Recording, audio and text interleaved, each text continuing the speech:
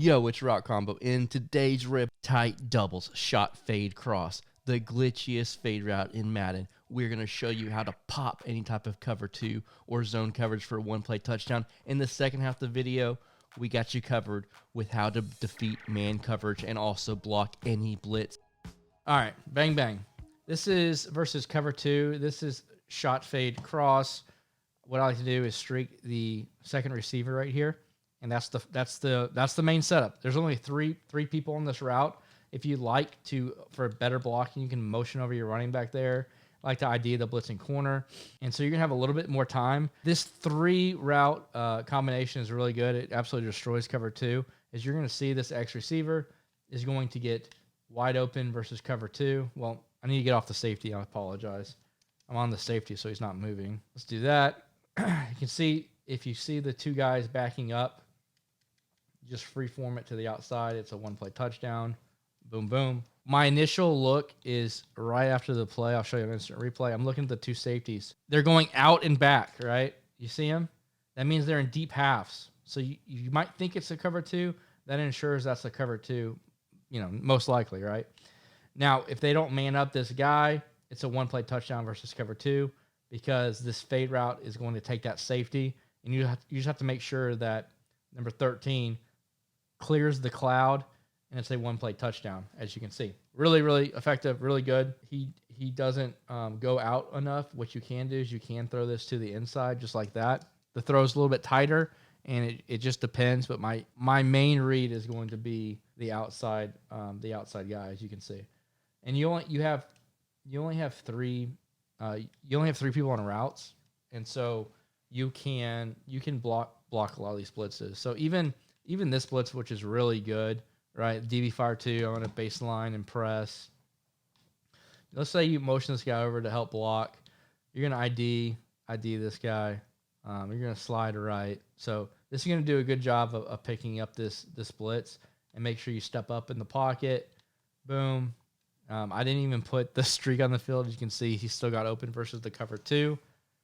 It is what it is. Now, the other thing that I like to do is use this as a playmaker, B as a playmaker. So especially if they're sitting everybody, nothing open, they're manually using something, you can playmaker B up the field. And as you can saw there at the end, he got open. And this is something I really like to do once a game. And that once a game is like when it's 4th down and long or 3rd and 20. You got sacked or something. And you can playmaker that up right there. Boom. And it was going to be open. Okay. And that's how I like to run shot, fade, cross, number 1. It doesn't necessarily matter which hash you're on. Let's say I think it's a cover 2, so I fade the wide receiver. If I know it's man, I'm gonna use it stock.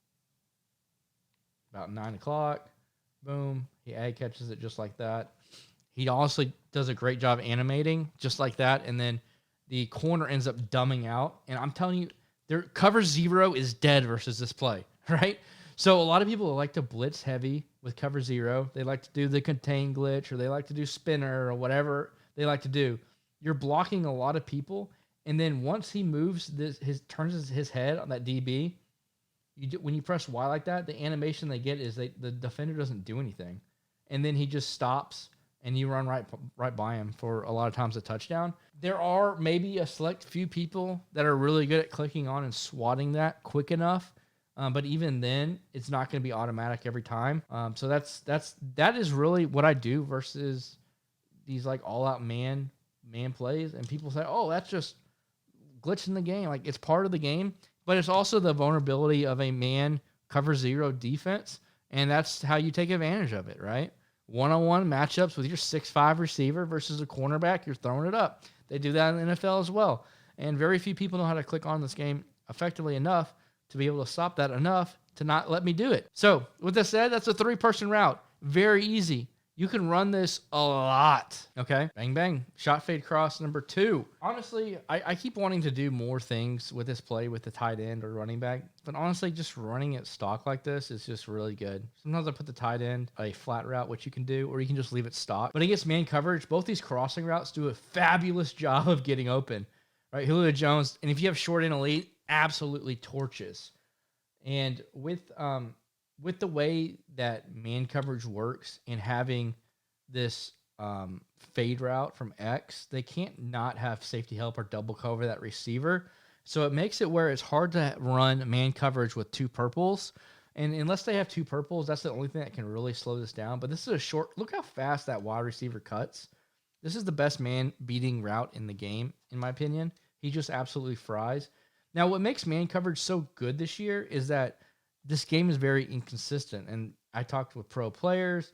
All my talks with Skimbo, his number one issue and gripe is that man beaters aren't man beaters this year. They're inconsistent. They will beat man 8 out of 10 times, 7 out of 10 times, but maybe not 100 times, right? Not 10 out of 10 times.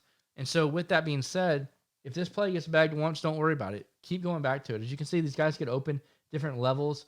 And this was cover 2. That's also really good versus zone coverage, but also versus man. This little, you might not think it, but this tight end route actually, it's not going to do a good job because that man is actually coming from a distance. But if that man defender is more over the top of him, that flat route can do a pretty good job of getting a 3-man route. It's a really good 3-man route. You know, it really is. You have 3 really good man beaters there. Your first read has got to be this fade route for the ag catch.